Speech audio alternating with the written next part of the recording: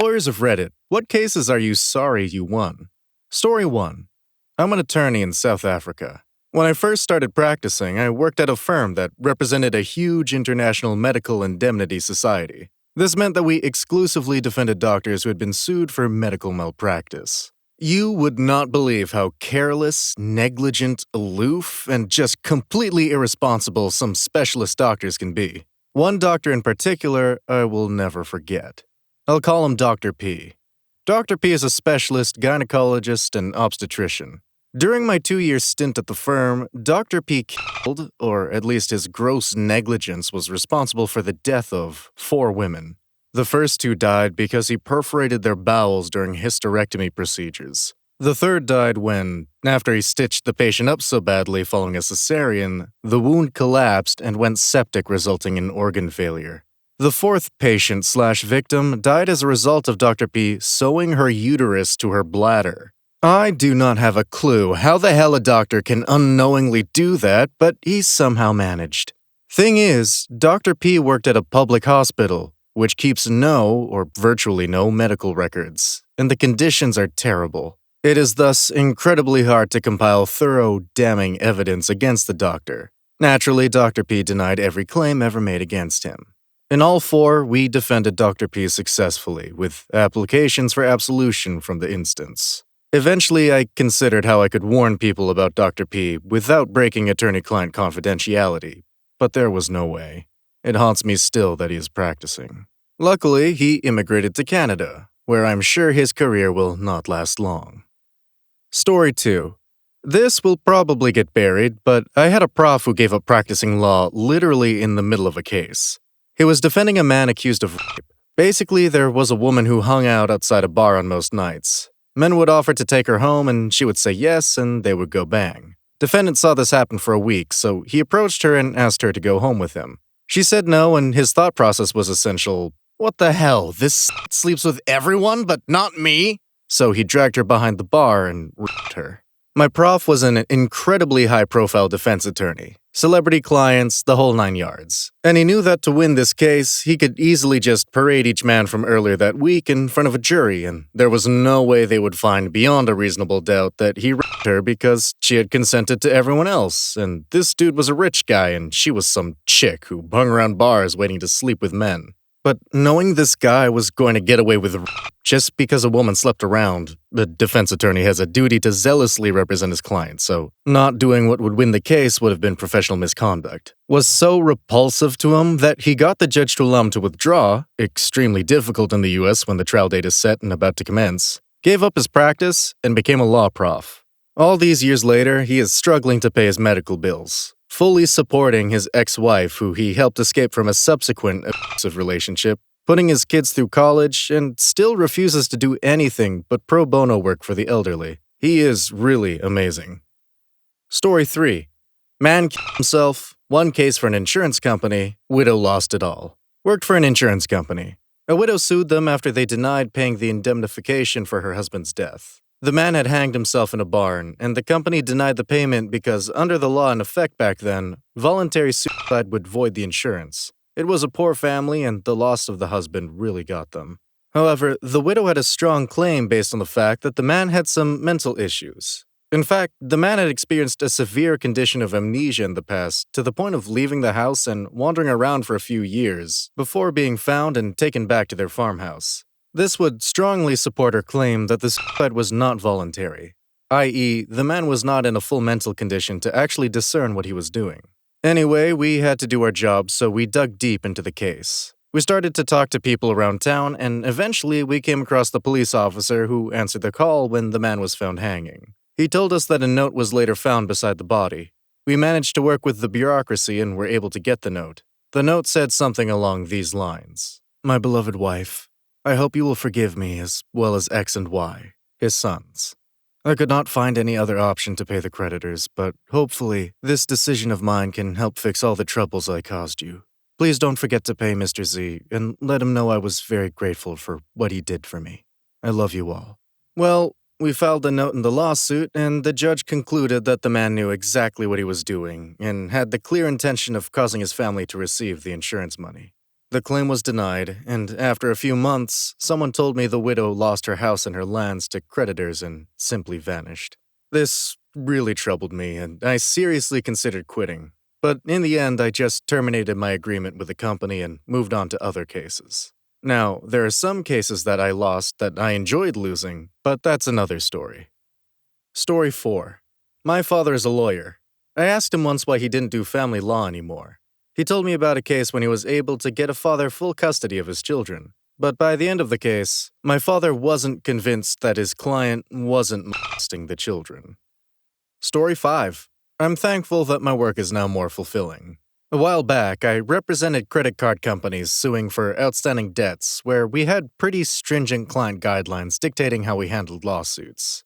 The bottom line was that we were to be aggressive in court so as to put our client in favorable positions during any settlement negotiations. One defendant was a 40-year-old woman who had maxed out all her credit cards in a futile attempt to pay for health care for her husband, who ultimately died of cancer. In total, she had spent something along the lines of $60,000 paying for chemotherapy, hospital stays, and various other bills. She ended up losing her job, husband, and home all within the span of 3 months. She didn't even bother showing up for hearings or responding to the complaint, meaning my client won a default judgment against her. The worst part? I had to stand up and tell the judge that my client was entitled to $60,000 for the principal amount, $80,000 for interest and late fees, and $10,000 in attorney fees. She now has a judgment of $150,000 against her.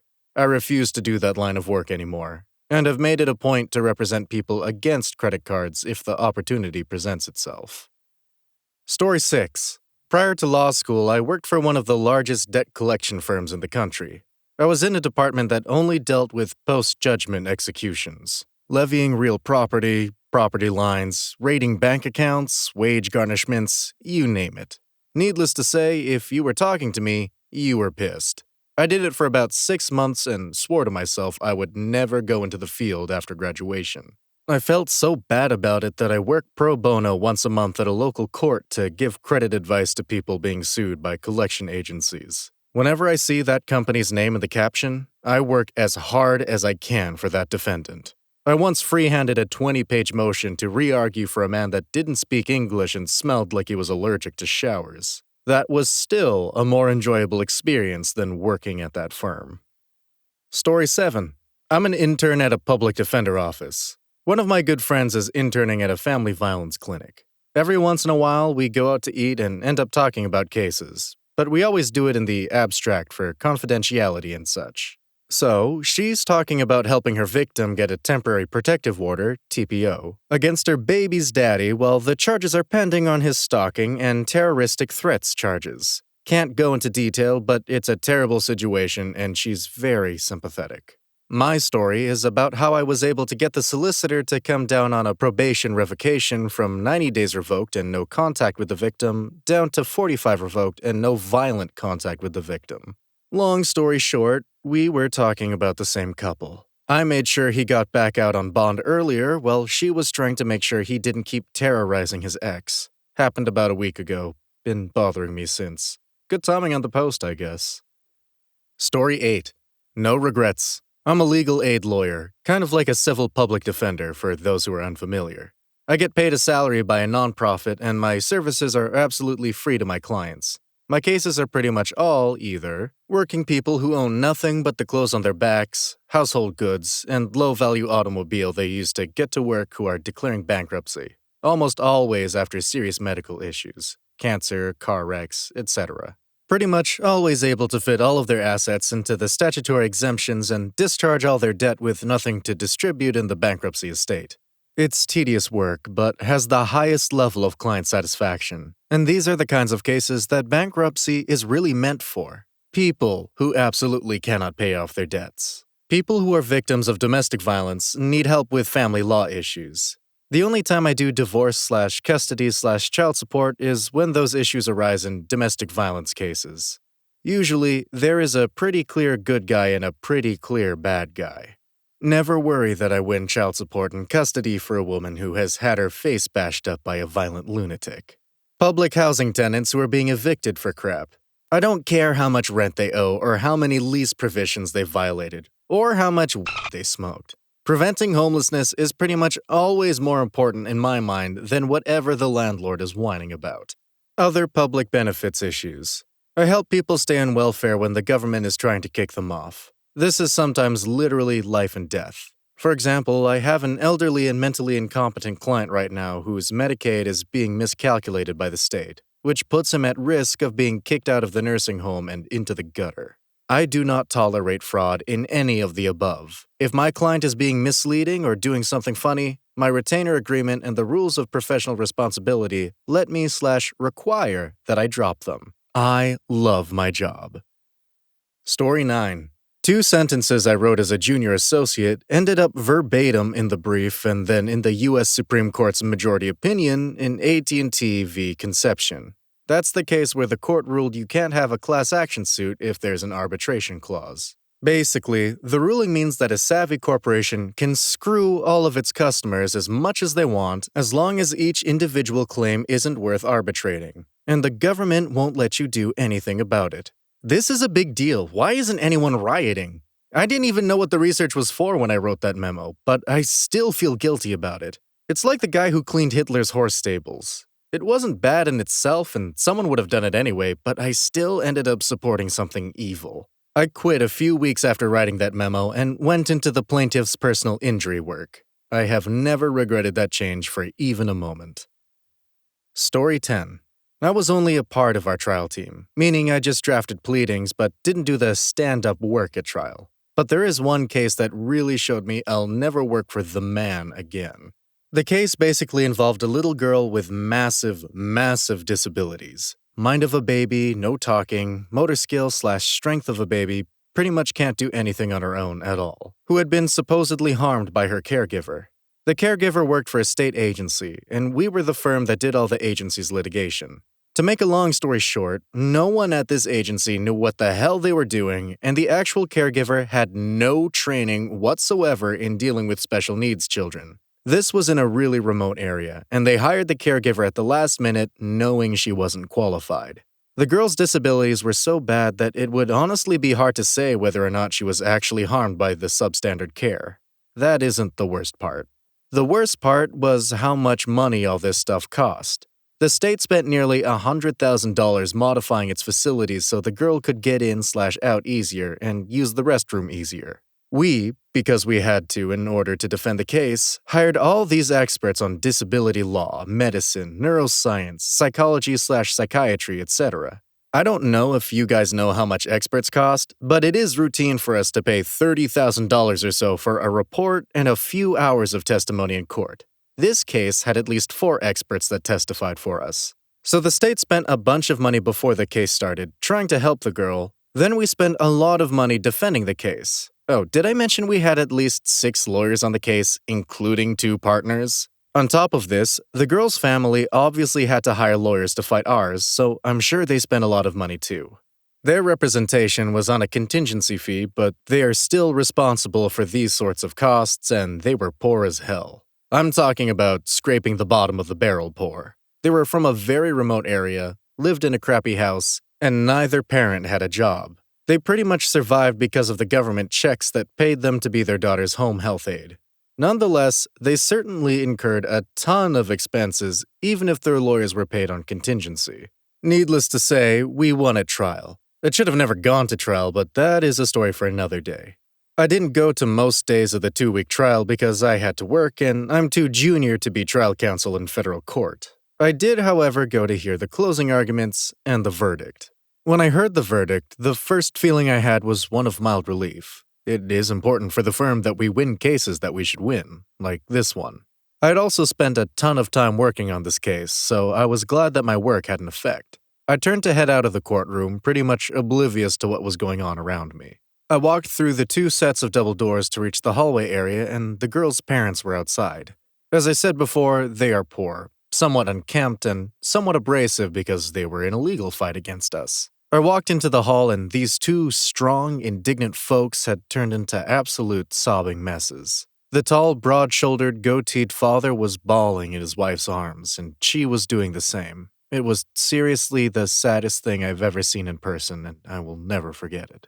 I'm not saying they should have won or that they even had a good case. All I am really saying is that I and my colleagues worked super hard on this case, never really thinking about the humans on the other side. We weren't mean or obnoxious, and we certainly did not do anything underhanded or unethical.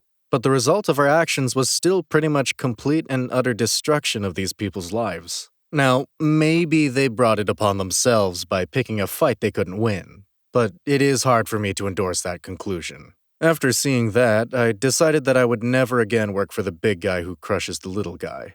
A lot of lawyers believe in the principle of non-accountability. The idea that you aren't accountable for the positions you advocate for since you are only acting on behalf of the client. When I saw the real consequences of my actions, just or not, I decided I no longer believe in such fiction. Story 11. A woman uses common law marriage from a relationship decades earlier and gets half the guy's pension. I represented the woman in this. The guy and girl lived together for a decade as a couple of decades ago. She cheats on him, so he leaves town after being together for 5 or so years. He ends up moving to Michigan and ends up getting a good job building cars. The guy ends up retiring a few years ago and gets some kind of ERISA money from his pension. Whorebag finds out about the settlement and ends up suing and getting half of the money because she was his common-law wife. Story 12. Not a win, but relevant. I got a client, a legal aid dude where somehow the brief fell across my desk. The charge? Arson of his ex-wife's shed. I meet with my solicitor, who simply doesn't care and is adamant the client is guilty, and this guy has generally got a really good gut feel about these things. We meet the client, who insists that it is a frame job, that his ex-wife is trying to get back at him for some slight and is damning his good name.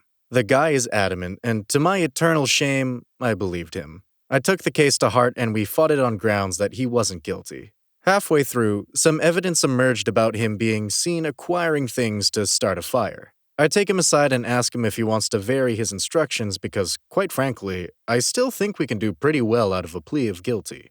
The guy looks me square in the eye and with total and utter sincerity tells me that he is innocent, that he would never do such a thing, and that he needs me to believe in him because people have let him down so often. For what it's worth, I was 100% convinced of his innocence after that speech.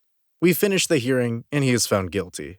I turn around to look at him, and he has the ghost of a smirk on his face. He gets a very minor sentence, similar to what I would have gotten if we pleaded guilty at first instance, which was better than I expected. I tell him that since he is innocent, we can appeal the decision and take it before the higher court to clear his good name. The freak just smiles at me and goes, "Don't bother. I did it. It's a fair cop." That's the exact moment I stopped having any faith in my clients telling me anything other than lies. Story 13. Can answer generally. I am a former assistant prosecutor who served in a large city. Never felt good when you won a case and an 18-year-old or younger kid goes to jail. You do your job and justice is done, but all the same, you can't help but feel sorry about the circumstances that led to that point. Story 14. Debt recovery litigation is the worst thing on the planet. Going to court and taking houses can take it out of you. I went to court and slammed a guy who claimed to be representing a guy that owed money to the bank, around $100K in loans. He'd always paid his bills but had disappeared for around a year. A friend of his asked us for more leniency and was sure he would come back, and was probably in a hospital or something. We won, took his house, and sold his possessions. We got a call a few months later from the guy. He was in a coma, listed as a John Doe. His bank account didn't work, had hospital bills to pay, and his house was sold. I had to go to court and argue against a woman in her 50s who had signed as a guarantor for her son. He took the money, stopped paying, and left the country. She lost her house, the only thing she had left, because of her estranged son who she wanted to get closer to and hence became his guarantor. It was horrible. Also had to take a house from an 18-year-old girl who basically spoke like Juno. I liked her, and was paying the bills on behalf of her mom and her deadbeat dad who had run out on the family. She had like 3 younger siblings and just wanted to keep things together for them. She sounded so put together and sacrificed going to uni to get a full-time job for them. It sucked so badly. The worst thing is, there's only so much of the above I believe was actually true. Because above all, I learned that most people lie. And it also helps me sleep better at night. Story 15.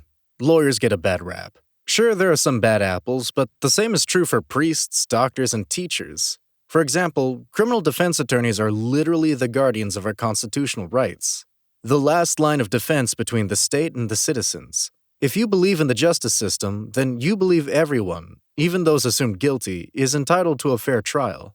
By ensuring that even the most hated get their day in court, they attempt to ensure that the rest of us will too. And most crim defense attorneys/prosecutors don't actually make that much money, especially when adjusted for hours worked. There are a handful of guys in the country that make insane money, but the rest are solidly working/middle class. Lastly, most lawyers don't flat out lie. Their job is to make the other side prove its case. Like most people in an argument, they present the facts and tell the story in a way most favorable to their side. It's up to the judge or jury, as an allegedly impartial decider, to wade through both sides' stories and decide what they believe. Not a perfect system by any means, but the best one invented to date. Story 16. Defendant lawyer here. It was a fatal dependency claim. Mother with 5 children, a loving father taken away by my client's negligence. When it came to paying the dependents, I discovered that the children weren't the deceased father's. His wife had affairs and fathered children to other men. We paid her children nothing. 2 days before the conference where we outlined our strict position, our client gets a phone call from the dead father's best friend. Before the father died, the best friend came clean about the affair with his wife. Father forgave him and told him that he knew and loved them anyway. We get out of paying these children anything, and I've always felt bad about it, feeling as though I let one of the world's most beautiful humans down in the dead father. Story 17. A buddy of mine got a man with 2 previous convictions of sexual assault off when he was tried for raping a teenage girl on a playground. Instead of going to prison for life, third offense, he will now go out and, in time, rape another innocent child. He was drinking hard that night. He drank hard a lot after that, too. The man he got off was later found in a gutter, beaten to death with no witnesses. So things turned out well, but my friend was never the same. He doesn't deal with the criminal side of law anymore. Story 18. I have a friend who is a defense attorney, and he once represented a guy who was busted with 4 terabytes of child pornography. At the time, it was the biggest digital cache of child pornography ever found, and the guy was apparently facing life in prison. My friend worked a deal wherein the pedophile would only serve 4 years in federal prison if he helped bring down the ring that was producing a large part of the pornography down in Brazil. They were successful, and the guy will be out in a year. My buddy said this defendant was the creepiest, most horrible person he'd ever met. But he had an obligation to do his best for him. He regrets it to this day. Story 19. Divorce case. Custody battle. I represented the wife. She cheated on her poor husband during the marriage. I thought the case was lost after they played a tape of her with the other man. As a last-ditch effort, I figured out she wasn't 18 when the marriage contract was signed, so it was voidable and she got full custody. I did all this while following the lawyer's ethical code. I didn't say a single lie that day.